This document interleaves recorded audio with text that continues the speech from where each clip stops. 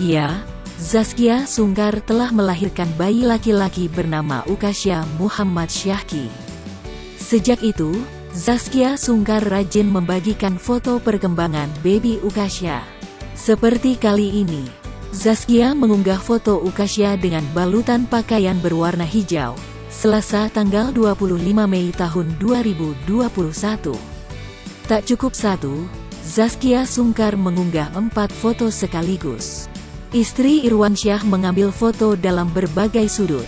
Putra Irwansyah dan Zaskia Sungkar itu terlihat pasrah saat difoto. Uniknya, Zaskia Sungkar menyandingkan foto baby Ukasha dengan lontong. Hal itu lantaran gaya dan baju baby Ukasha mirip dengan lontong tersebut. Ibunda Zaskia Sungkar itu memilih foto Ukasha yang disandingkan dengan lontong daripada foto lainnya. Sementara itu, Melly Goeslaw juga menyebut gaya baby Ukasha mirip dengan lontong atau buras dalam bahasa Sunda.